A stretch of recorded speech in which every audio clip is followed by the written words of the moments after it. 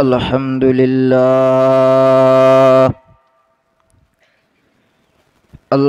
لله نحمده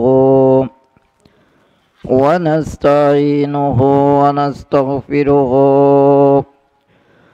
ونؤمن به ونتوكل عليه ونعوذ بالله من شرور أنفسنا ومن سيئات أعمالنا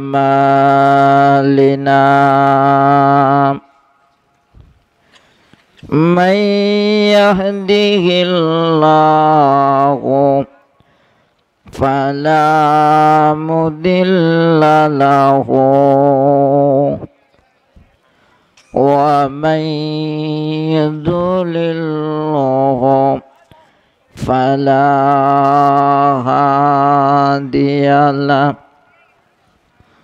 ونشهد أن سيدنا وسندنا وحبيبنا ومولانا محمدا عبده ورسوله أما بعد فأعوذ بالله من الشيطان الرجيم بسم الله الرحمن الرحيم كل نفس ذائقة الموت قال النبي صلى الله عليه وسلم أخسر ذكرا عازم اللذات الموت إن الله وملائكته يصلون على النبي يا أيها الذين آمنوا صلوا عليه وسلموا تسليما সকলে অন্তরের অন্তঃস্থল থেকে নবীজির মহব্বতে একটু দুরূদ শরীফ পড়ি সাল্লাল্লাহু আলা সাইয়্যিদিনা ওয়া মাওলানা মুহাম্মদ ওয়া আলা আলিহি وأصحابه وسلم صلى الله على سيدنا ومولانا محمد وعلى آله وأصحابه وسلم لا إله إلا الله لا إله إلا الله لا إله إلا সবাই পড়ুন লা ইলাহা লা ইলাহা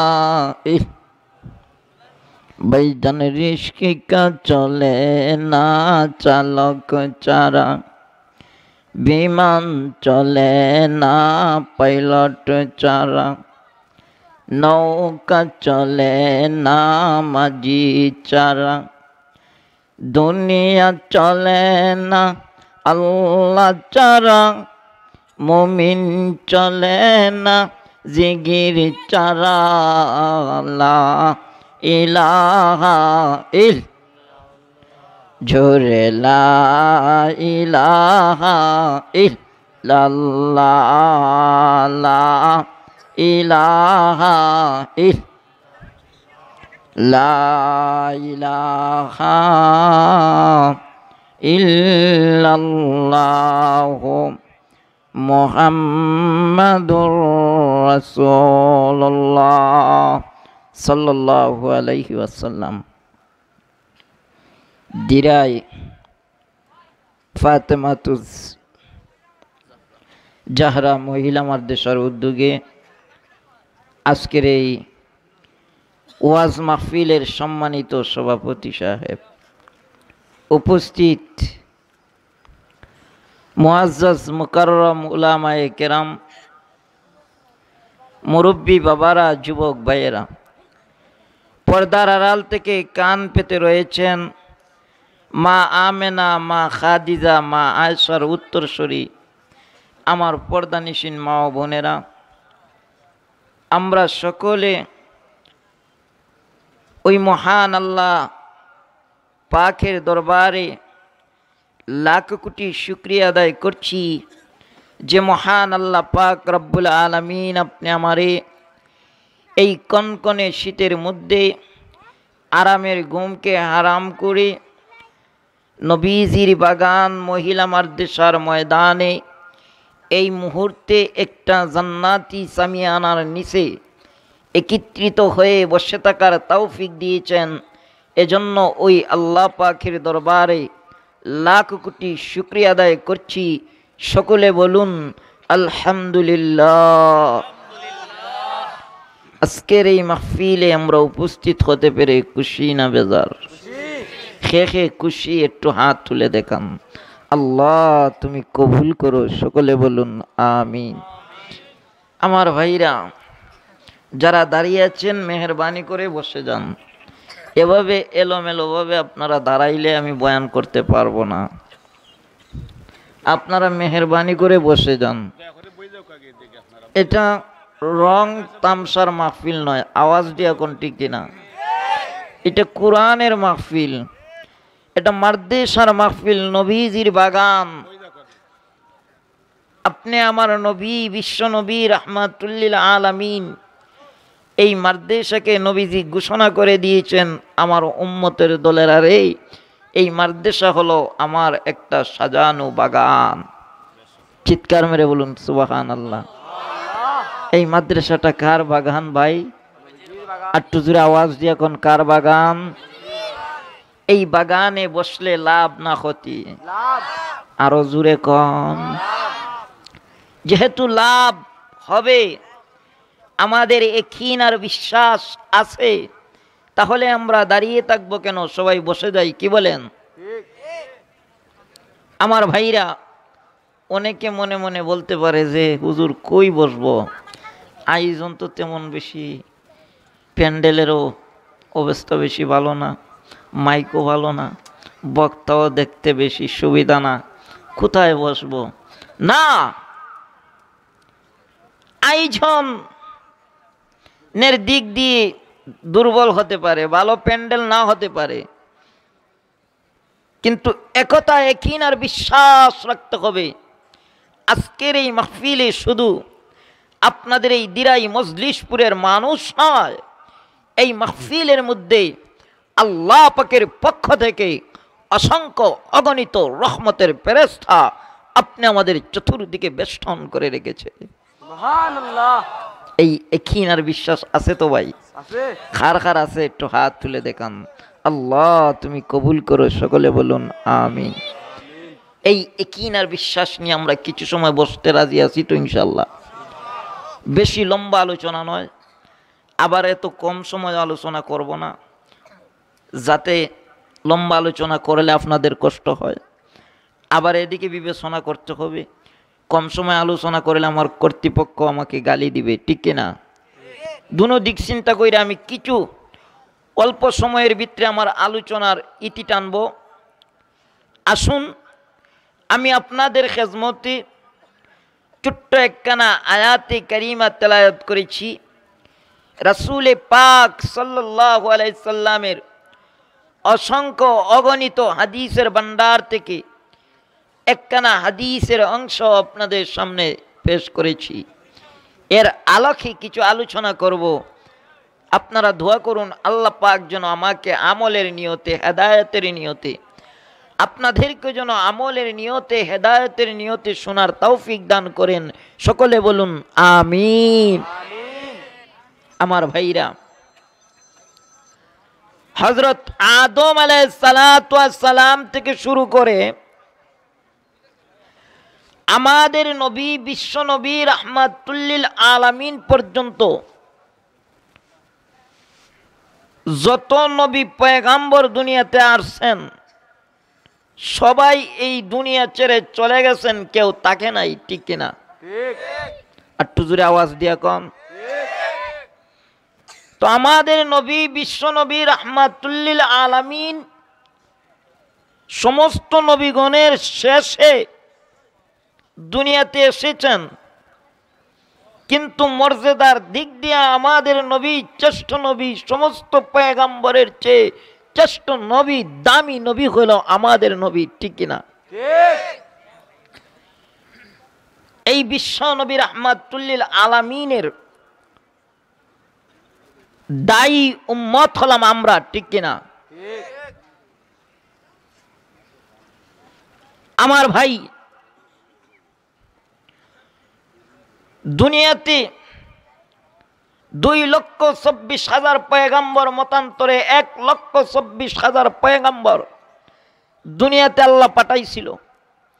সব নবী দাওয়াত দিয়েছে, দুনিয়া থেকে চলে যাওয়ার পরে ওদের দাওয়াতের কাজ বন্ধ হয়ে গেছে, ঠিক কিনা? আপনি আমার নবী, বিশ্ব নবী রাহমাতুল লিল আলামিন দুনিয়া থেকে চলে যাওয়ার পরে কি ওনার দাওয়াতের কাজ বন্ধ হয়ে গেছে? আওয়াজ দিয়া কোন। এই দাওয়াতের কাজ কে করবে, কার মাধ্যমে হবে, বুঝার দরকার আছে না? না একটু জোরে আওয়াজ দিয়া কোন। এই দাওয়াতের কাজ পথ হারা মানুষকে পথ দেখানোর কাজ, সিরাতুল মুস্তাকিমের পথ দেখানোর দায়িত্ব প্রত্যেকটা মুমিন বান্দা বান্দির। আওয়াজ দিয়া কোন, ঠিক কিনা? এখন মানুষকে আমি হকের পথে ডাকবো, মানুষকে আমি ভালোর দিকে ডাকবো, কিভাবে ডাকবো, কোন নিয়মে ডাকবো, কোন সিস্টেমে ডাকবো, সেগুলো তো আমার শিক্ষা গ্রহণ করতে হবে, ঠিক কিনা? এই শিক্ষাটা কি স্কুল, কলেজ, ভার্সিটিতে পাওয়া যাবে? আওয়াজ দিয়া কোন, আরো জোরে কোন। এই শিক্ষা একমাত্র এই দ্বীনি প্রতিষ্ঠান কওমি মাদ্রাসা। আওয়াজ দিয়া কোন, ঠিক কিনা? আমার ভাইজান, এজন্য আপনাদেরকে বলবো মাদ্রাসার মহব্বতে, উলামায়ে কেরামদের মহব্বতে একটু সময় বসেন, লাভ হবে, ক্ষতি হবে না। আসুন আমি একখানা আয়াতে কারিমার সামান্য কিছু অংশ আপনাদের সামনে পেশ করেছিলাম। কুল্লু নাফসিন যায়িকাতুল মাউত, সমস্ত প্রাণী মৃত্যুর স্বাদ গ্রহণ করতে হবে। দুনিয়াতে ইহুদি রয়েছে, খ্রিস্টান রয়েছে, যত জাতের ধর্ম রয়েছে, যত মতভেদ রয়েছে, যত প্রকারের মতভেদ, যত প্রকারের পার্থক্য রয়েছে, দ্বিমত রয়েছে, কিন্তু এক কথায় একমত সর্বস্তরের ধর্মের মানুষ যে মরতে হবে। আওয়াজ দিয়া কোন, ঠিক কিনা? না এক কথাতে কারো দ্বিমত আছে? আওয়াজ দিয়া কোন। যেহেতু আপনি আমি এই দুনিয়াতে থাকবো না, এই দুনিয়া থেকে চলে যেতে হবে, এই মৃত্যুর প্রস্তুতি গ্রহণ করার দরকার আছে না নাই? একটু জোরে আওয়াজ দিয়া কন। আজকে তো আপনি আমার মৃত্যুর চিন্তা অন্তরে নাই, আজকে মরণের চিন্তা আপনি আমার অন্তরে নাই। যদি মরণের চিন্তা থাকতো তাহলে চুর চুরি করতো না, আওয়াজ দিয়ে কোন ঠিক কিনা? মানুষ চিটারি বাটপারি লম্পটি করতো না, আওয়াজ দিয়ে কোন ঠিক কিনা? আমার ভাইরা, আমার বন্ধুরা, লক্ষ্য করুন মৃত্যুর ভয় কেমন অন্তরে ছিল, কবরের ভয় কেমন ছিল। সাহাবায়ে কেরামদের দিকে তাকিয়ে দেখুন, নবীজির কন্যা মা ফাতেমা রাদিয়াল্লাহু তাআলা আনহা একদিন বিশ্ব নবীর হুজরাতে দৌড়াইয়া গেছে, যায়া চোখের পানি ছেড়ে দিয়ে দিয়ে কান্দে, ইয়া রাসূলুল্লাহ, ইয়া হাবিবাল্লাহ, ওগো আব্বাজান, আমার আম্মা হযরতে খাদিজাতুল কুবরা ঘরের দরজা বন্ধ করে কাঁদতেছে। ইয়া রাসূলুল্লাহ, আম্মা কান্না থামাইতেছে না। আল্লাহর নবী বলেন, মা, হে মা ফাতেমা, তোমার মা খাদিজা কেন কাঁদতেছে? কান্নার কারণটা কি রে মা? ইয়া রাসূলুল্লাহ, ইয়া হাবিবাল্লাহ, আমার আম্মা কেন কাঁদতেছে আমি জানি না। আল্লাহর নবী, বিশ্ব নবী রাহমাতুল লিল আলামিন দৌড়াইয়া খাদিজার হুজরাতে গেলেন, যাইয়া দেখে খাদিজা বেহুশ হইয়া কাঁদতেছে। বিশ্ব নবী বলেন, খাদিজা তুমি কেন কাঁদতেছো? কোন কারণে কাঁদতেছো? এ খাদিজা, তুমি আমার সুখের দিনের সাথী,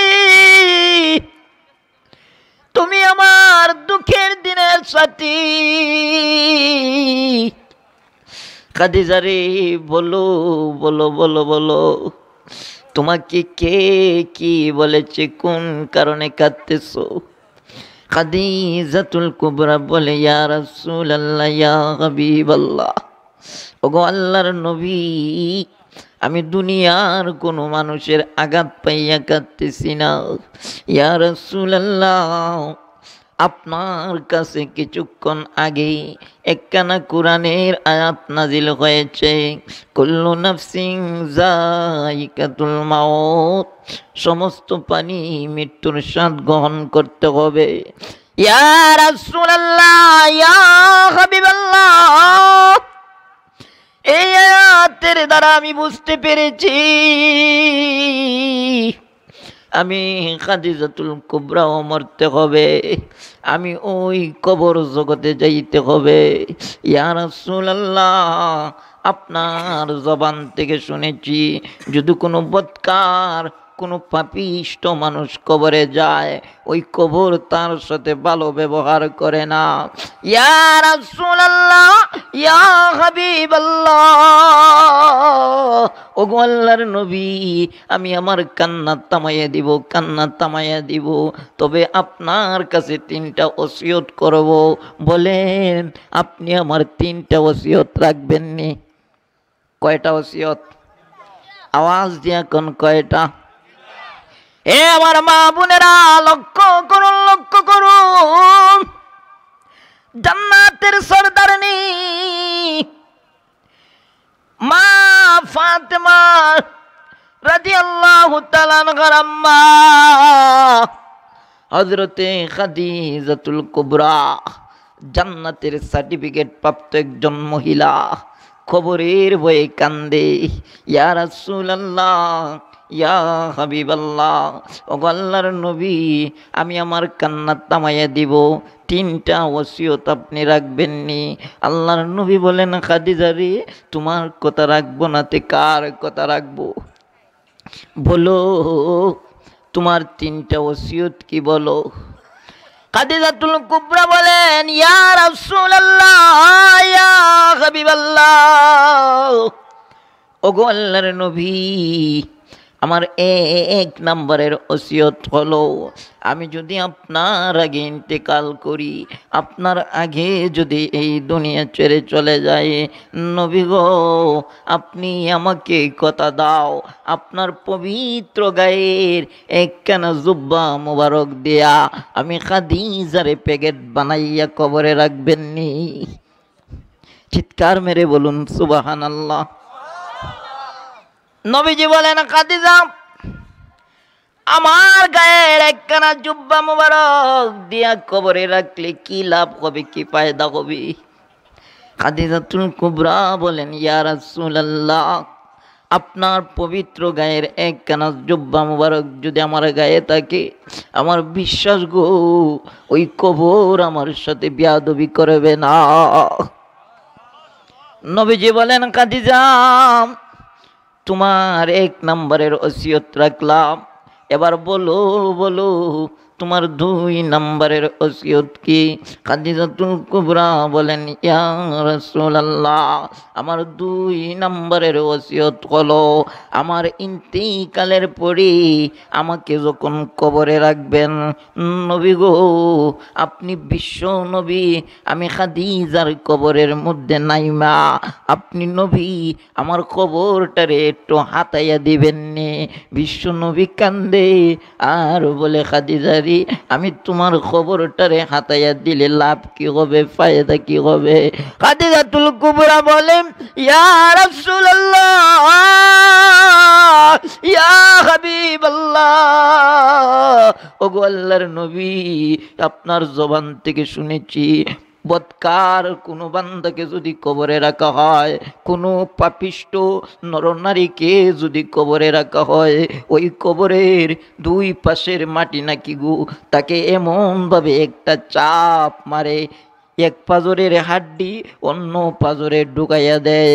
ইয়া রাসূলুল্লাহ, আমার বিশ্বাস আপনি বিশ্ব নবী যদি কবরটারে একটু হাতাইয়া দেন, ওই কবর আমি খাদিজার সাথে বেয়াদবি করবে না। নবীজি বলেন, খাদিজারে তোমার দুই নম্বরের ওসিয়ত রাখলাম, এবার বলো বলো তোমার তিন নম্বরের ওসিয়তটা কি?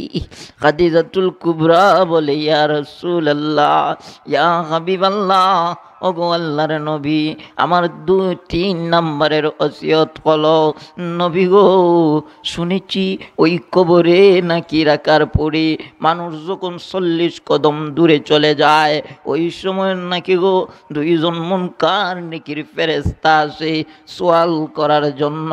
ইয়া রাসূলুল্লাহ, ইয়া হাবিবাল্লাহ, ওগো আল্লাহর নবী, আমার ভয় হয় আমি নি ওই মুনকার নেকির ফেরেশতার প্রশ্নের জবাব দিতে পারবো। নবী গো আমাকে আপনি কথা দাও, আমি খাদিজাতুল কুবরার পক্ষ হইয়া আপনি বিশ্ব নবী ওই মুনকার নেকির ফেরেশতার প্রশ্নের জবাব দিবেননি? আল্লাহর নবী বলেন, এ খাদিজা চিন্তার কোনো কারণ নাই, টেনশনের কোনো কারণ নাই, আমি বিশ্ব নবী তোমার তিনটা ওসিয়ত পূরণ করব। চিৎকার মেরে বলুন সুবহানাল্লাহ। আমার ভাইরা, আমার বন্ধুরা, লক্ষ্য করুন, বিশ্ব নবীর ইন্তিকালের আগে খাদিজাতুল কুবরা দুনিয়া ছেড়ে চলে গেলেন। খাদিজার ইন্তিকালের পরে কাফন দাফনের কাজ শেষ করে কবরের মধ্যে নিয়ে গেছে। বিশ্ব নবী নিজে কবরে নাইমা খাদিজার কবরটারে একটু হাতাইয়া দিলেন। এবার কবরে দেওয়ার কাজ শেষ কইরা সাহাবায়ে কেরামেরা যার যার বাড়ি ঘরে চলে যাইতেছে, কিন্তু বিশ্ব নবী যায় না। খাদিজার কবরের পাশে দাঁড়াইয়া আমার নবী চোখের পানি ছেড়ে দিয়ে দিয়ে কান্দে। একজন সাহাবী ডাক দিয়া বললেন, নবী গো, সমস্ত মানুষ যার যার বাড়ি ঘরে চলে যাইতেছে, কবরে লাশ রাখার পরে মানুষ যার যার বাড়ি ঘরে চলে যায়, আপনি কেন গো খাদিজার কবরের পাশে দাঁড়াইয়া আছেন? খাদিজা তো জান্নাতের সার্টিফিকেট প্রাপ্ত মহিলা। ওগো নবীজি, টেনশন করার কোনো কারণ নাই। আল্লাহর নবী বলেন, সাহাবীরে যাও যাও যাও, বাড়িতে চলে যাও। আমার খাদিজা আমার কাছে 3টা ওসিয়ত করেছিল, এর মধ্যে আমি একটা ওসিয়ত 2টা ওসিয়ত পূরণ করেছি। এবার 3 নাম্বার আবদার পূরণ করার জন্য আমি খাদিজাতুল কুবরার কবরের পাশে দাঁড়াইয়া আছি। আমার ভাইরা, আমার বন্ধুরা, মা বোনেরা, লক্ষ্য করুন, ইতিহাসের মধ্যে লেখি মুফাসসিরিনে কেরাম বলেন, বিশ্ব নবীর যত জায়গাতে পেরেশানি হয়েছে, খাদিজাতুল কুবরার কবরের পাশে দাঁড়াইয়া নবীজির চিন্তিত অবস্থায় আছেন। এই সময়টাও ছিল একটা পেরেশানি। আল্লাহ ডাক দিয়ে বলেন, জিবরাইল যাও, আমার বন্ধু খাদিজার কবরের পাশে দাঁড়াইয়া মুনকার নেকির ফেরেশতার অপেক্ষা করতেছে। এ জিবরাইল যাও, আমার বন্ধুকে যাইয়া জানাইয়া দে, মুনকার নেকির ফেরেশতার অপেক্ষা করতে হবে না, আমি আল্লাহ খাদিজাতুল কুবরার পক্ষ হইয়া, খাদিজাতুল কুবরার প্রতি খুশি আর রাজি হইয়া, আমি আল্লাহ খাদিজাতুল কুবরার পক্ষ হইয়া ওই মুনকার নেকির ফেরেশতার প্রশ্নের জবাব আমি আল্লাহ নিজেই দিয়ে দিয়েছি। একটু জোরে আওয়াজ দিয়ে বলেন সুবহানাল্লাহ। আমার ভাইরা, আমার বন্ধুরা, জান্নাতের সার্টিফিকেট প্রাপ্ত মহিলা কবরের বয়ে কান্দে। আপনি আমি কয়টা সার্টিফিকেট পাইছি? পাইছেন না কটা? যত ওলি গৌস কুতুব বলেন না কেন, কারো তো সাহস নাই যে দাঁড়িয়ে কথা বলতে পারবে যে আমি জান্নাতি। আওয়াজ দিয়ে কোন ঠিক কিনা? কেউ বলতে পারবে যে আমি জান্নাতি? না। আমার ভাই, এজন্য জান্নাতের সার্টিফিকেট প্রাপ্ত মহিলা কিন্তু কবরের ভয়ে কান্দে। আপনি আমি সুদ খাইয়া, ঘুষ খাইয়া, চিটারি কইরা, বাটপারি কইরা জীবনটাকে একেবারে বরবাদ করে ফেলেছি। আমলের দিকে তাকাইলে গুনাহ ছাড়া আর কিছুই দেখা যায় না। তারপরেও আমরা বেটাগিরি বাহাদুরি করতেছি, নিজেকে বড় আল্লাহ ওয়ালা মনে করতেছি। আওয়াজ দিয়ে কোন ঠিক কিনা? আমার মুসলমান ভাইরা, যুবক ভাইরা, তাকায় দেখো ভাই, এই দুনিয়া থাকার জায়গা নয়। এই দুনিয়া থেকে একদিন চলে যেতে হবে, ঠিক কিনা? কবি বলেন, ইহা হাম সব মুসাফির হায়, কবর পের ঠিকানা, কোই আগে রওয়ানা হয়, কোই পিছে রওয়ানা। এই দুনিয়া হলো মুসাফির খানা। এই দুনিয়া থেকে কেউ আগে কেউ পরে সবাই চলে যেতে হবে। আমাদের আসল ঠিকানা কোথায়? কবর, ঠিক কিনা? আমাদের আসল ঠিকানা কোথায় ভাই? এই কবরে যাইতে হবে কি হবে না? আমার ভাই, এই কবর প্রতিদিন আপনি আমার ডাইকে ডাইকে বলতেছে, এরে এরে আদম সন্তানেরা, আমি কবর পোকামাকড়ের ঘর, আমি এই কবরে লাইট নাই, বাতি নাই, তোমরা দুনিয়া থেকে সংগ্রহ করে নিয়ে আস। আমরা কি প্রস্তুতি গ্রহণ করতেছি? আমরা তো আজকে দুনিয়ার ধন সম্পদ, বিবি বাচ্চায় ঝামেলায় পড়ে বিল্ডিং একটা তুলছি আর একটা তোলার চিন্তা ধারণা, গাড়ি একটা কিনেছি আর একটা কেনার ধারণা, এভাবে বাড়ি গাড়ি ধন সম্পদের লোভ লালসায় পইরা আজকে জিন্দিগিটাকে বরবাদ করে ফেলেছি। হে মুসলমান যুবক ভাইরা, তাকায়া দেখো কত যুবক সুস্থ অবস্থায় দিরাই থেকে রওনা দিয়েছে, সিলেটে যাবে। গাড়ি স্কিটেন করে রাস্তায় এমনভাবে তার মৃত্যু হয়েছে, লাশটা চিনা যায় না। আওয়াজ দিয়ে এখন ঠিক কিনা? এরকম ঘটনা ঘটে কি ঘটে না? হে ভাই, প্রতিদিন মানুষ মরতেছে। আল্লাহ তাআলা আসার সময় আপনি আমারে কত সুন্দর একটা সিরিয়াল দিছে। দাদার পরে বাপ, বাপের পরে ছেলে, ছেলের পরে নাতি, নাতির পরে ফন্তি খন্তি, যাই বলেন, ঠিক কিনা? কিন্তু যাবার বেলা এরকম কোন সিরিয়াল আছে যে বাবার পরে ছেলে, ছেলের পরে নাতি, এরকম কোন সিরিয়াল আছে? নাই। কে কোন সময় জানি চলে যায় বলা যায় না, ঠিক কিনা? মরণ থেকে যতই পালাও, মরণ তোমায় লইবে গিরি, যদিও পালাও সে তাই আকাশ পানে লাগাইয়া সিঁড়ি। মরণ থেকে যতই পালানোর চেষ্টা করো, লুকানোর চেষ্টা করো, কেউ লুকাইতে পারবে না, মরণ থেকে বাঁচতে পারবে না। মরণ তোমাকে ধরবেই, ঠিক কিনা? আওয়াজ দিয়ে এখন। এজন্য ভাই চিন্তা করে দেখুন, 100 বৎসরের জিন্দিগি, 60 বৎসরের জিন্দিগি ফাইয়া আমরা কত বেটাগিরি বাহাদুরি করতেছি, কিন্তু একটা সেকেন্ডের ভরসা নাই, ঠিক কিনা?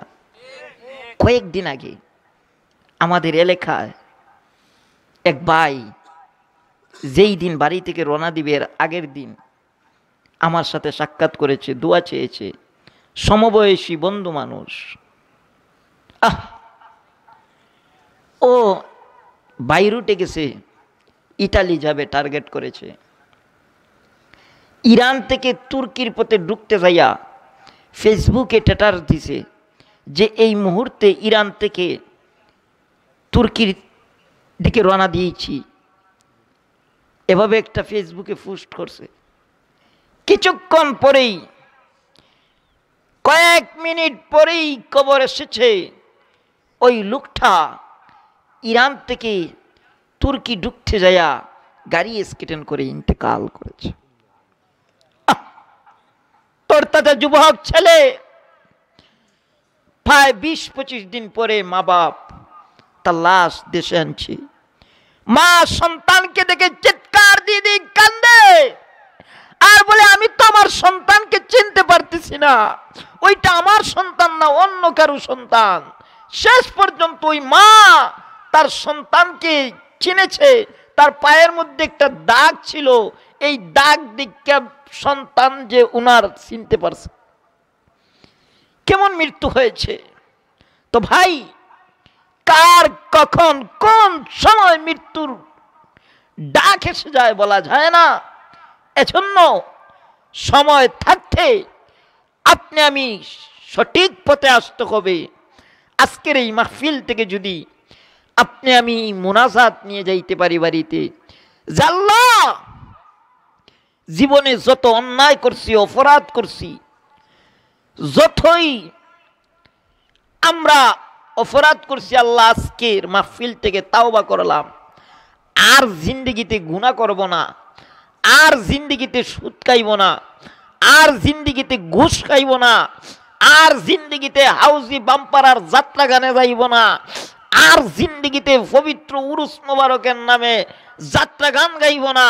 আল্লাহ আমাদেরকে মাফ করে দাও। এই তাওবাটা করে যদি আজকের এই মাহফিল থেকে আপনি আমি বাড়িতে যাইতে পারি, আমার বিশ্বাস এই মাহফিল আপনি আমার জন্য নাজাতের উসিলা হয়ে যাবে। এই মাহফিলটা আপনি আমার জন্য নাজাতের উসিলা হোক, আপনি আমি চাই কি চাই না? ও ভাই, আল্লাহ পাক আপনি আমারে অযথায় এই দুনিয়াতে পাঠায় নাই রে ভাই, অযথায় এই দুনিয়াতে পাঠায় নাই। আল্লাহ পাক একটা উদ্দেশ্যে দুনিয়াতে পাঠাইছে। ও মানুষ, তুমি দুনিয়াতে যাইয়া বিবি বাচ্চাকে দেখাশোনা করো, বাড়ি করো, গাড়ি করো, যাই করো, আল্লাহ তোমাকে আপত্তি দিবে না, কোনো বাধা দিবে না। কিন্তু আল্লাহ একটা জিনিস চায়, ওমা খালাকতুল জিন্না ওয়াল ইনসা ইল্লা লিয়াবুদুন। আল্লাহ কয়, ও মানুষ আর জিন, তোমাদেরকে আমি আল্লাহ এই দুনিয়াতে পাঠাইছি একমাত্র আমি আল্লাহ তাআলার ইবাদত বন্দেগী করার জন্য। কি করার জন্য ভাই? এই ইবাদত বন্দেগীর মধ্যে সর্বশ্রেষ্ঠ ইবাদতের নাম হচ্ছে 5 ওয়াক্ত নামাজ। কি ভাই? 5 ওয়াক্ত নামাজ। এই 5 ওয়াক্ত নামাজ পইরা তুমি দুনিয়ার যে কোনো হালাল কাজ করো, আল্লাহ তোমাকে আপত্তি দিবে না, বাধা দিবে না, বরং আল্লাহ তাআলা তুমি আমার প্রতি খুশি হইয়া এই রুজির মধ্যে বরকত দিয়া দিবে। এজন্য ভাই আসুন আজকের এই মাহফিল থেকে আমরা কি একটা তাওবা করে বাড়িতে যাইতে পারবো না? যে আল্লাহ আর জিন্দিগিতে নামাজ ছাড়বো না, আর জিন্দিগিতে সুদ খাইব না, ঘুষ খাইব না। আসুন আমার ভাইরা, আমার বন্ধুরা, এই মুহূর্তে মুনাজাত হবে। মুনাজাতের আগে আপনি আমার অন্তরকে পরিবর্তন করতে হবে। ভাই আল্লাহ তাআলা তোমার অন্তরের দিকে তাকিয়ে আছে। আজকে তো আমরা হুজুরদের সাথে আমিন আমিন জুড়ে জুড়ে বলি, ঠিক না?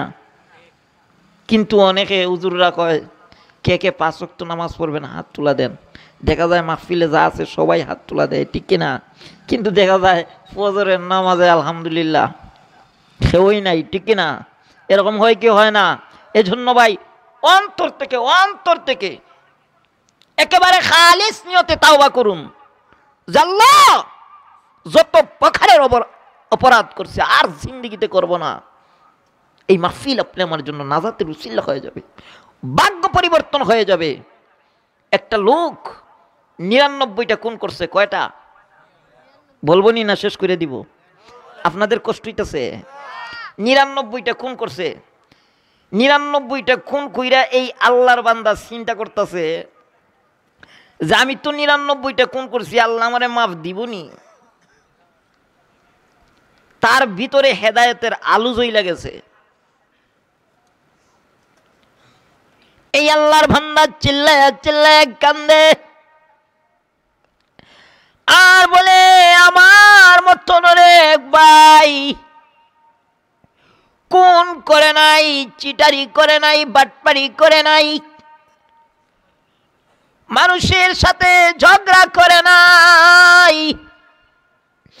কিন্তু আমি এমন এক অপরাধী হয়ে গেছি, আমি তো মরার পরই জাহান্নামে চলে যাব। আর শুনেছি জাহান্নামের আযাব নাকি বড় কঠিন আযাব। না না না না, আমার মতন একজন ভাই জান্নাতে চলে যাবে আর আমি জাহান্নামে চলে যাব, তা হয় না। যেহেতু আমি মুসলমান, আমাকে জান্নাতে যাইতেই হবে, জান্নাতে যাইতেই হবে। এই আল্লাহর বান্দা জান্নাতের আশায় এই জাহান্নামের ভয়ে দৌড়াইতেছে। কিভাবে তাওবা করতে পারি, কিভাবে তাওবা করতে পারি, কোথায় গেলে তাওবার সন্ধান পাবো?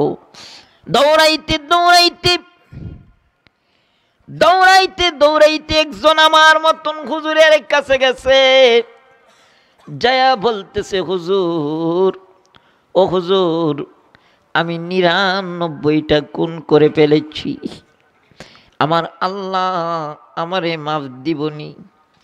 মাফের কোনো সিস্টেম আসেনি, তাওবা করার কোনো সিস্টেম আসেনি। হুজুর ডাক দেখো, এরে আল্লাহর বান্দা, 99টা খুন করছস আর মাফের কোনো ব্যবস্থা আসেনি, জানতে চাস? এরে আল্লাহর বান্দা, আল্লাহ তোরে মাফ দিব কিনা আমি জানি না, তবে এই মুহূর্তে আমার কাছ থেকে চলে যা। কোন সময় জানি রে তোর উপরে আল্লাহর গজব আইসা পড়ে। এই 99টা খুনি হুজুরের দিকে লাল চক্ষু বানায়া তাকাইছে, কই হুজুর, আর ছিলাম মাফের নি কোনো ব্যবস্থা, তাওবা করার নি কোনো নিয়ম কানুন আছে জানার জন্য আপনি আমারে ধমক দিয়া ফিরাইয়া দিতেছেন? ও হুজুর, যেহেতু আল্লাহর গজব আইসা আমার উপরে নাজিল হইব, তাহলে আপনারে মাইরা 100 পূরণ করমু। খারে মাইরা। আমার ভাইরা, আমার বন্ধুরা, লক্ষ্য করুন, এই আল্লাহর বান্দা শেষ পর্যন্ত এই হুজুর তার হাত থেকে রক্ষা পাইল না, হুজুরকে মেরে 100 পূরণ করছে। আমার ভাইরা, যেই মাত্র হুজুরে মারছে সঙ্গে সঙ্গে তার ভিতরে আরো বেশি ভয় ঢুকছে। আরে এতদিন তো আমার মতন সিটার বাটপারে মারছিলাম, আমার মতন সুদখোর মদখোর ঘুষখোরে মারছিলাম, আজকে তো একজন ইমানদার বান্দাকে মেরে ফেলেছি। আল্লাহ, আমি তো আরো বড় পাপিষ্ঠ হইয়া গেছি, পাপিষ্ঠ হইয়া গেছি। আরো বেশি বেশি করে চিল্লার কান্দে জাহান্নামের ভয়ে, জাহান্নামের ভয়ে, জান্নাতের আশায় চিল্লাইতেছে চিল্লাইতেছে। হঠাৎ করে যাইয়া একজন বুজুর্গ আল্লাহওয়ালা মানুষ, একজন বুজুর্গ হুজুরের কাছে চইলা গেছে, যাইয়া বলতেছে, ও হুজুর, আল্লাহ আমারে মাফ দিবনি, আমি 100টি খুন করে ফেলেছি, আল্লাহ আমারে মাফ দিবনি। হুজুর ডাক দিয়া কয়, এ আল্লাহর বান্দা শুন, আল্লাহ বলেছে লা তানাতু মির রাহমাতিল্লাহ, আল্লাহর রহমত থেকে তোমরা নৈরাশ হইও না। এ আল্লাহর বান্দা, 100টা খুন করছো, আল্লাহ তোকে মাফ করে দিতে পারে যদি তুই খালিস নিয়তে, ইখলাসি নিয়তে, সঠিকভাবে যদি তুই তাওবা করস, আল্লাহ তোরে মাফ করে দিয়ে দিতে পারে। চিৎকার মেরে বলুন সুবহানাল্লাহ। আমার ভাইরা, আমার বন্ধুরা, লক্ষ্য করুন, এই আল্লাহর বান্দাকে ডাক দিয়ে বলতেছে, হে আল্লাহর বান্দা শুনো, 100টা খুন করছো, আল্লাহর কাছে তাওবা করো, আল্লাহ তোমাকে মাফ করে দিয়ে দিতে পারে।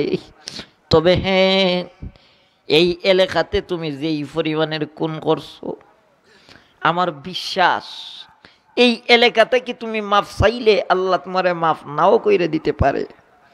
তুমি যেই এলাকাতে খুন করো নাই, যেই এলাকাতে গুনাহ করো নাই, ওই এলাকাতে যাইয়া মাফ চাও, আল্লাহ তোমাকে মাফ দিয়ে দিতে পারে। তবে হ্যাঁ, একজন বুজুর্গ আল্লাহওয়ালার সহবতে যাইয়া, একজন বুজুর্গ আল্লাহওয়ালার সহবতে যাইয়া তাওবা করো, আল্লাহ তোমাকে মাফ কইরা দিয়ে দিতে পারে। আমার ভাইরা, আমার বন্ধুরা, লক্ষ্য করুন, লক্ষ্য করুন, ওই আল্লাহর বান্দা এবার একটা দৌড় মারছে। ওই এলাকা ছেড়ে, যেই এলাকাতে সিটারি বাটপারি করে নাই, খুন করে নাই, যেই এলাকাতে কোনো গুনাহ করে নাই, ওই এলাকাতে যাইয়া মাফ চাইবে রওনা দিছে। কিছুক্ষণ যাওয়ার পরে হঠাৎ করে পথের মধ্যে মালাকুল মাউত আজরাইলের সাথে সাক্ষাৎ হয়ে গেছে। আমার ভাই বলেন তো, আজরাইলের সাথে যার একবার সাক্ষাৎ হয়, দ্বিতীয়বারের কি আর কোনো সুযোগ হয়নি? আওয়াজ দিয়া এখন না, আপনারা দিরাই হইছে কারো সাক্ষাৎ 2বার? কথা বলেন। আমার ভাইরা, ওই আল্লাহর বান্দার সামনে আজরাইল, কে কে তুমি ভাই, কে আমার সামনে? বলে আমি মালাকুল মাউত আজরাইল। কয় ভাই আজরাইল, কেন এসেছস, কোন কারণে এসেছ? কয় এই মুহূর্তে তোমার জান নেওয়ার জন্য এসেছি। কয় আজরাইল রে, না না না না না, আমাকে ভাই একটু সময় দে না, একটু সময় আমাকে দাও, আমি আগে তাওবার কাজটা শেষ করে দেই, আমাকে একটু তাওবা করার সুযোগটা দে না ভাই। আজরাইলে কয় না রে আল্লাহর বান্দা, না, আল্লাহ হুকুম করে দিয়েছে, আল্লাহর হুকুমের একটা সেকেন্ডও আমি লেট করতে পারবো না, এই মুহূর্তে তোমার জান নিয়ে যাব। আমার ভাইরা, আমার বন্ধুরা, এই মুহূর্তেই ওই আল্লাহর বান্দার জানটা আজরাইল নিয়ে গেছে। আমার ভাইরা, ওই লোকটা ইন্তেকাল হইয়া জমিনে পড়ে আছে। ওই সময় একদল ফেরেশতা জান্নাত থেকে আরেক দল ফেরেশতা জাহান্নাম থেকে তার রূহটাকে নেওয়ার জন্য এসেছে। চিৎকার মেরে বলুন সুবহানাল্লাহ।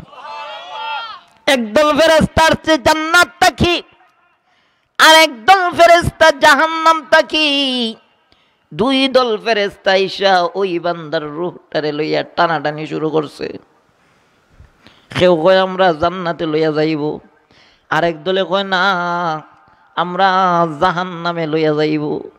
আমার ভাইরা, আমার বন্ধুরা, লক্ষ্য করুন, আল্লাহ জিব্রাইলকে ডাক দিয়ে বলতেছে, জিব্রাইল যা যা যা। এই দুই দল ফেরেশতা যেই কাজ্জা শুরু করছে, যেই রূহটারে লইয়া টানাটানি শুরু করছে, এরে জিব্রাইল যা একটা সমাধান দিয়ে এসো। জিব্রাইল কয় আল্লাহ কিভাবে সমাধান দিব? আল্লাহ ডাক দেখো, জিব্রাইল যা ওই লোকটার জায়গা মাইফা তার একটা সমাধান দিয়ে এসো। কয় আল্লাহ এটা আবার কিভাবে? কয় ওই লোকটা যেই এলাকা থেকে রওনা দিছে ওই এলাকার দূরত্বটা যদি বেশি হয়, আর যেই এলাকাতে যাইবে ওই এলাকার দূরত্বটা যদি নিকটে হয়, তাহলে ওই বান্দার রূহটারে জান্নাতি ফেরেশতার হাতে তুইলা দিবা। আর যদি ওই বান্দা যেই এলাকাতে যাইবে ওই এলাকার দূরত্বটা যদি বেশি হয়, আর যে এলাকা থেকে রওনা দিছে ওই এলাকার দূরত্বটা যদি কম হয়, তাহলে তার রূহটাকে জাহান্নামী ফেরেশতার হাতে তুলে দিবা।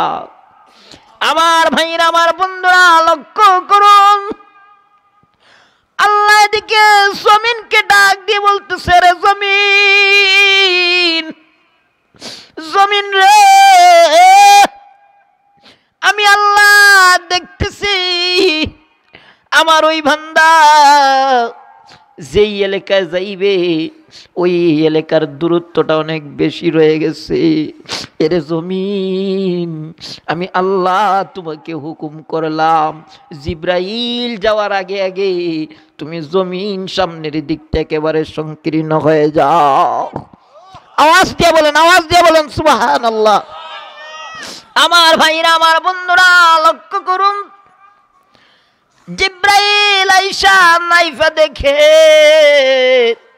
যেই এলাকাতে যাইবে এই এলাকা একেবারে নিকটে। জিব্রাইল কয় ফেরেশতারা রে, তোমরা থামো, কাজ্জা বন্ধ করো। এই জান্নাতি ফেরেশতারা কই, নেও ওই বান্দার রূহটারে নিয়ে জান্নাতে চলে যাও। চিৎকার মেরে বলুন সুবহানাল্লাহ। আমার ভাই, ওই বান্দা কি তাওবা করার কোনো সুযোগ পাইছে? তাওবা করতে পারছে? আওয়াজ দিয়ে কোন পারছে? তাওবা করতে পারে নাই, কিন্তু সে যে একটা নিয়ত করছিল, তার ভিতরে যে আল্লাহর ভয় ঢুকছিল, জাহান্নাম থেকে বাঁচার জন্য জান্নাতের আশায় তাওবা করার যে খালিস নিয়তে উদ্দেশ্য করেছিল, এই নিয়তটাকে আমার আল্লাহ কবুল করে এই নিয়তের প্রতি আমার আল্লাহ রাজি খুশি হইয়া আল্লাহ ওই বান্দাকে মাফ কইরা জান্নাতি বানাইয়া দিছে। যেই আল্লাহ তাআলা 100টা খুনিরে জান্নাতি বানাইয়া দিল, ওই আল্লাহ তাআলা আপনি আমার মতন সুৎকুর গুসকুর পাপিষ্টরে আল্লাহ তাআলা মাফ কইরা দিয়ে আল্লাহর ওলি বানাইতে পারে কি পারে না? এই ক্ষমতা আল্লাহর আছে না নাই? আওয়াজ দিয়ে কোন আছে না নাই? সুতরাং আমার ভাইরা, আপনাদের পায়ে ধরে অনুরোধ করব, এখনো সময় আছে, পরিবর্তন হয়ে যাও, ভালো হয়ে যাও, তাওবা করো, আল্লাহর দরবারে মাফ চাও, আল্লাহ তোমাদেরকে মাফ করে দিবে। আসুন আমার ভাইরা, আমার বন্ধুরা, আপনাদেরকে অনেক কষ্ট দিয়ে দিচ্ছি, আসলে আমি খুবই ক্লান্ত, আর মাইক বেশি ভালো না হইলে কত কইতে ভালো লাগে না, শ্বাসকষ্টর দিকে আমি খুবই দুর্বল, এজন্য ভাইরা প্রতিদিন মাহফিল করতে হয়। গতকালকে ছিলাম এই আমাদের সিলেট, এই শেরপুর, তারপরে আজকে এখানে, আগামীকাল কাছে সিলেট মেজরটিলা, এরপরে কুষ্টিয়া, তারপরে গাইবান্ধা, এরকম বিভিন্ন সারা দেশে দৌড়াদৌড়ি করতে হয় এই ছোটোমুটো শরীরটা নিয়ে। আমার ভাইরা, আপনারা আপনার জন্য দোয়া করবেন তো? আমি আপনাদের দোয়া চাই, আপনারা আমার জন্য দোয়া করবেন। আপনাদেরকে অনুরোধ করব, এই যে মহিলা মাদ্রাসাটা দেখতেছেন, আলহামদুলিল্লাহ আমার কাছে অনেক ভালো লাগছে। এই যে আমাদের এই মুহতামিম সাহেব অনেক শ্রমের বিনিময়ে, কষ্টের বিনিময়ে আজকে এই মাদ্রাসাকে দাওরায়ে হাদিস পর্যন্ত আপনাদেরকে উপহার দিয়েছে। এতে আপনারা খুশি না বেজার? আসলে দেখেন, লক্ষ্য কইরা দেখেন, হুজুর বারবার বলেছে স্কুল কলেজ ভার্সিটির দিকে তাকাইয়া দেখেন, আর এই মহিলা মাদ্রাসার ছাত্রীদের দিকে তাকাইয়া দেখেন, তাদের আদর্শটা আর স্কুল কলেজ ভার্সিটির ছাত্রীদের আদর্শটার দিকে তাকিয়ে দেখেন কতটুকু পার্থক্য, ঠিক কিনা? আমি যেই মাদ্রাসায় লেখাপড়া করছি, জামিয়া ইমামবাড়ি, আব্দুল মমিন শায়েখ মাদানী সাহেবের খলিফা, ওনার প্রতিষ্ঠিত মাদ্রাসায় নাহু থেকে শুরু করে দাওরায়ে হাদিস পর্যন্ত 2014-15 সালে কমপ্লিট করেছি। তো আমারও 2টা মাদ্রাসা আছে, আমি 2টা মাদ্রাসা চালাই। তো মাদ্রাসা চালাইতে যে কত কষ্ট হয় আমি জানি। তো যেই কথা বলতে চেয়েছিলাম, আমাদের ইমামবাড়ি মাদ্রাসাতে 2টা শাখা রয়েছে, একটা হইল মহিলা মাদ্রাসা আর একটা পুরুষের মাদ্রাসা, দুইটাই আবার দাওরা হাদিস পর্যন্ত। আমার ভাই, এর পাশাপাশি আরেকটা স্কুল আছে, হাই স্কুল। আমি একটা জিনিস প্রায় সময় একটা খেলা দেখতাম, মাদ্রাসা যখন ছুটি হইতো তখন ছাত্রীরা যখন বাড়িতে যাইতো, ওই স্কুলের সামনেই মানুষ, ছাত্রীরা যাইয়া বাসে উঠে, একই টাইমে স্কুলও ছুটি হইতো আর মাদ্রাসাও ছুটি হইতো। তো দেখতাম একটা খেলা, আর মনে মনে চিন্তা করতাম, আল্লাহ, মহিলা মাদ্রাসার ছাত্রীকে আল্লাহ কত ইজ্জত আর সম্মান দিয়েছে। দেখতাম বাস যখন আসতো তখন বাসের হেল্পার এই হাই স্কুলের ছাত্রীদেরকে এভাবে টাইনা টাইনা শরীরের মধ্যে দইরা ধাক্কায়া ধাক্কায়া বাসে দিতেছে, আর আমার কওমি মাদ্রাসার ছাত্রী বোনদেরকে হাতে ধরবে, স্পর্শ করবে দূরের কথা, দূর থেকে সম্মানভাবে নরমাল সুরে বলতেছে, বোন একটু উঠে যান, তাড়াতাড়ি উঠে যান। চিৎকার মেরে বলুন সুবহানাল্লাহ। এই সম্মানটা কিসের কারণে? তাদের এই পর্দার কারণে। আওয়াজ দিয়ে এখন ঠিক কিনা? স্কুলের মেয়েরা বেপরদা থাকার কারণে একটা বাসের হেল্পার তার শরীরে হাত দিতে দ্বিধাবোধ করে নাই, আর আমার মহিলা মাদ্রাসার ছাত্রীদের পরনে পর্দা থাকার কারণে এই হেল্পার তার হাত এই মহিলার হাতে শরীরের সাথে লাগাতে সাহস পায় নাই। আওয়াজ দিয়ে বলেন ঠিক কিনা? এর একটাই কারণ, এই সম্মান কে দিয়েছে ভাই? আল্লাহ। এই পর্দার কারণে আজকে এই মহিলা মাদ্রাসা থেকে যতটা ছাত্রী বাইর হবে, প্রত্যেকটা ছাত্রী আদর্শ ছাত্রী হবে, প্রত্যেকটা ছাত্রী এই এলাকার জন্য এক একটা নক্ষত্র। আওয়াজ দিয়ে এখন ঠিক কিনা? আমার ভাই, এই মহিলারা যারা আজকে এই সিয়াসিত্তার কিতাব পড়তেছে, যারা এই মহিলা মাদ্রাসার ছাত্রীরা আবু দাউদ শরীফ, মুসলিম শরীফ, তিরমিজি যারা পড়তেছে, আমার ভাইরা আজকে যারা এই হাদিসের কিতাব পড়তেছে, আমার ভাইরা, আমার বন্ধুরা, আপনারাই কন, এই মহিলারা যখন একটা পরিবারে যাইব, এই পরিবার সুখী হবে না দুঃখী হবে? আওয়াজ দিয়া কন আমার ভাইরা।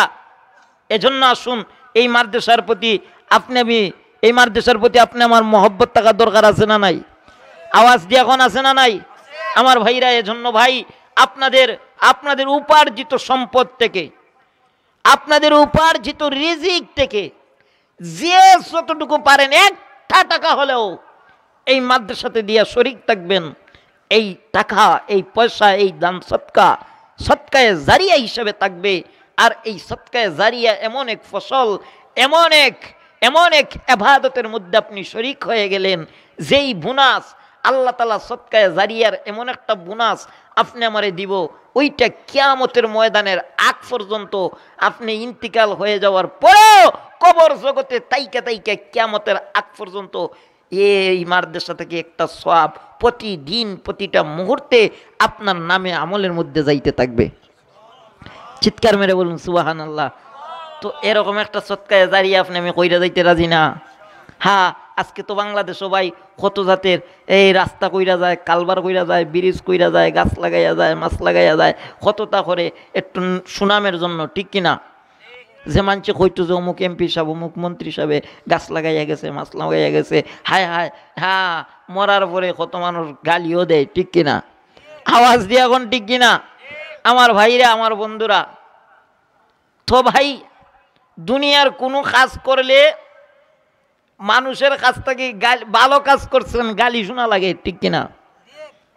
হালা একটা ব্রিজ করছে রে, বলে কি বলে না? আওয়াজ দিয়া কম। আরে আমার সামনে অনেকে কয় কি রে, এত সুন্দর একটা ব্রিজ করছে গাজীপুর, এই ইটাকলা থেকে এই গাজীপুর যাইতে একটা বাইপাস রাস্তা করছে, অনেক সুন্দর ব্রিজ। আমি গেছি তো এখানে দাঁড়াইছি গাড়ি নিয়ে, একটাই আমার সামনে কয় হালা একটা ব্রিজ করছে রে। আমি হ্যাঁ হ্যাঁ এত সুন্দর ব্রিজ করছে, হালা একটা ব্রিজ করছে। আমার ভাইরা, আমার বন্ধুরা, তো দুনিয়ার কিছু কাজ আছে কইরা গেলে পরে মানুষে গালি দেয়। আর যদি আল্লাহর ঘর মাদ্রাসায় মসজিদের মধ্যে সৎকায় জারিয়া যদি কোনো জিনিস কইরা যাও, মানুষ গালি দিবে না, মানুষ সম্মান দিবে, মানুষও বালা বলবে। আর আপনি কবর জগতে তাইকা তাইকা এর বকশিশ প্রতিদিন নিয়মিতভাবে আপনার খবরের মধ্যে আল্লাহ পাক এর সওয়াবটুকু পৌঁছাইয়া দিবে। আমার ভাই, আমার বন্ধুরা, এজন্য আসুন আমরা উলামায়ে কেরামদেরকে মহব্বত করব, এর সওয়াবতে থাকবো, মাদ্রাসাকে মহব্বত করব, ভালোবাসবো। আল্লাহ তাআলা যেন প্রত্যেকের দান সদকাকে যেন আল্লাহ পাক কবুল করে। সকলে বলুন আমিন। একটু জোরে আওয়াজ দিয়ে কোন আমিন।